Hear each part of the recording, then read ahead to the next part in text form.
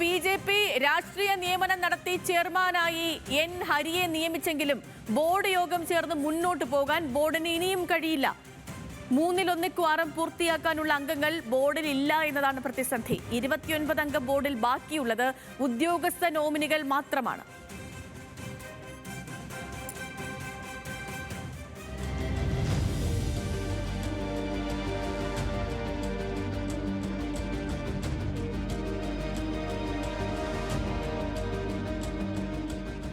BJP രാഷ്ട്രീയ നിയമനം നടത്തി റബ്ബർ ബോർഡ് ചെയർമാനായിരുന്ന സാവർ ധനാനിയ 2024 ജൂൺ 30-ന് കാലാവധി പൂർത്തിയാക്കി മടങ്ങി. പിന്നീട് നീണ്ടകാലം ബോർഡ് ചെയർമാൻ ഇല്ലാതെ കിടന്നു. പ്രതിസന്ധി പരിഹരിക്കാൻ താൽക്കാലിക അധ്യക്ഷരെ നിയോഗിച്ചെങ്കിലും റബ്ബർ ബോർഡ് പേപ്പർ ബോർഡായി മാറുന്ന കാഴ്ചയാണ് കണ്ടത്. റബ്ബറിന്റെ പ്രധാനപ്പെട്ട ഉൽപാദന കേന്ദ്രമായ കേരളത്തിലുൾപ്പെടെ ശ്രദ്ധ നൽകാതെ പ്രവർത്തനം വടക്കിഴക്കൻ സംസ്ഥാനങ്ങൾ കേന്ദ്രീകരിച്ച് നടന്നു. ഒടുവിൽ വീണ്ടും റബ്ബർ ബോർഡിന്റെ ചെയർമാനായി BJP രാഷ്ട്രീയ നിയമനം നടത്തി. BJP മധ്യമേഖലാ പ്രസിഡന്റായ എൻ ഹരിയെ ചെയർമാനായി നിയമിച്ചു. നിയമനം വിവാദമായി.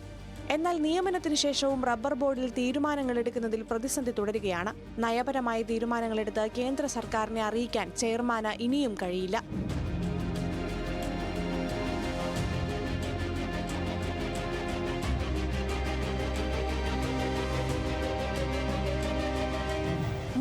ക്വാറം പൂർത്തിയാക്കാനുള്ള അംഗങ്ങൾ ബോർഡിലില്ല എന്നതാണ് പ്രതിസന്ധി.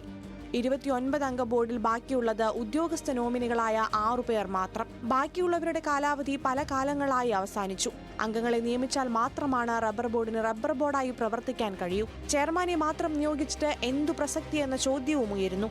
കർഷകരുടെ ആശങ്കകളിൽ ഇടപെടാൻ കഴിയാത്ത പ്രതിസന്ധി ഇനിയും തുടരുമെന്നർത്ഥം.